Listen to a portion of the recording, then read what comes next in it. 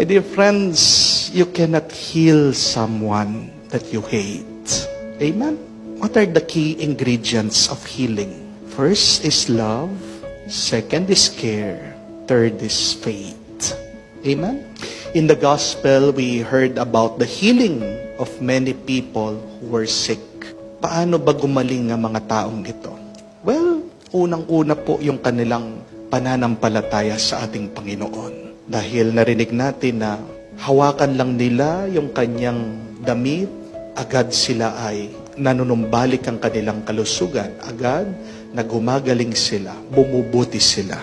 Pero, tandaan niya po ito, hindi makakalapit ang may sakit sa Panginoon kung walang naglapit sa kanila, sa Kanya. Ang mga may sakit ay gumaling hindi lang dahil sa kanilang pananampalataya. Pero gumaling sila, bumuti sila, nakatayo ulit sila dahil may mga nagmahal sa kanila. Gumaling ang mga may sakit dahil may tumulong sa kanila. Kung walang tutulong sa may sakit, hindi ito gagaling. Amen? Sabi po ng ating antiphon, napakaganda, that Jesus cured every diseases. Lahat ng sakit kayang pagalingin ng ating Panginoon. Pero, balikan niyo po yun. Suriin niyo ng mabuti. Lahat ng sakit ay pwedeng pagalingin ng Panginoon. Pero hindi lahat ng may sakit. Jesus can cure every sickness, every illness, but not every sick people. Why is that? Bakit minsan hindi mapagaling ng Diyos ang taong may sakit? There are several reasons. May iba't ibang dahilan. Una, maaaring ang taong may sakit, ayaw pa rin niyang iwanan yung naging dahilan ng kanyang pagkakasakit. Paano gagaling sa sakit sa baga ang tao kung hindi pa rin niya maiwanan ang kanyang paninigarilyo? Di po ba? Paano bababa ang iyong presyon kung palagi kang kumakain ng mataba? Paano mawawala ang iyong diabetes kung bawat makakita ka ng cake, inilalantakan mo, kinakain mo? You cannot be healed if you cannot let go of the thing that caused your illness and sickness in the first place. Amen? But secondly, bakit merong taong hindi gumagaling? Maaaring nagdududa siya sa Diyos. Mahina ang kanyang paniniwala. Third, maaaring ang taong yon ay nabubuhay sa pagkakasala. Tandaan po natin na may koneksyon ang ating espiritu at ang ating pangangatawan. Kung mabuti ang iyong espiritu, magiging mabuti din ang iyong nararamdaman. Amen? Pero pang-apat, merong taong hindi gumagaling dahil walang nagmamahal sa Kanya. Mahalaga po ang may nagmamahal para lumakas at gumaling ang may sakit. Ika nga, don't say to somebody to fly if you keep on breaking their wings. Do not say to a soul to be happy if you are the reason of that soul's sadness and sorrow.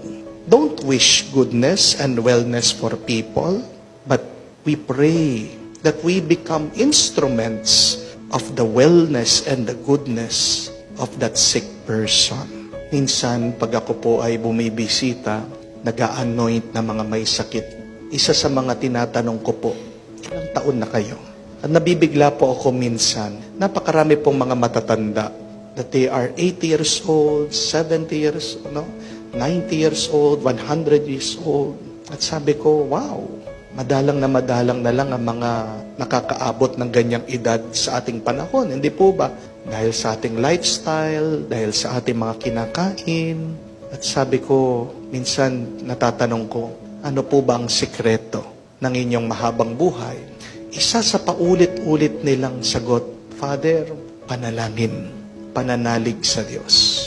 Pero sa aking pagmamasid, may nakikita pa po akong isang dahilan bakit humahaba ang buhay ng mga matatanda. Ano po yun? Dahil makikita niyo po ang kanilang mga pamilya, mga kasama nila sa bahay, sa kanilang tahanan, napaka maasikaso nila sa kanila. They are very sweet, they are very caring, they are very loving, they are very tender to these old people. Yun po yung dahilan bakit tumahaba ang buhay ng isang tao. Dahil may nagmamahal sa kanila. Pero, tingnan niyo po, yung mga tao na sumusuko, nagpapakamatay, bakit ayaw na? Kasi nararamdaman na mag-isa sila.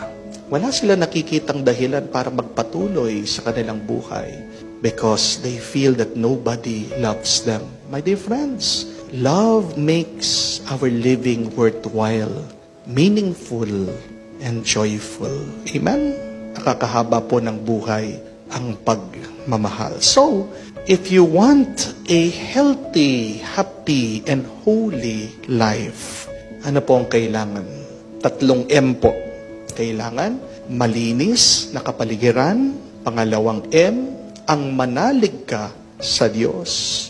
At pangatlo, ang palagi kang magmahal at manatili ka sa mga taong magmamahal sa iyo. There is this truth, totoo naman po. Kailangan natin tanggapin ito. That love will not give you unlimited health. Love will not give you everlasting life. Kahit na mahal mo ang isang tao, pag oras na niya, pagkukunin na siya ng Diyos, wala kang magagawa doon. Hindi po ang pagmamahal ang nakakapagbigay ng unlimited health, unlimited life sa isang tao. But the good news is, love will help a person to be healed and will help that person so that their health will be renewed once again. Let us remember that. Love will not prevent the death and the sickness of your loved one, and yet love will help that person that you love in times of their sickness and in their eventual death.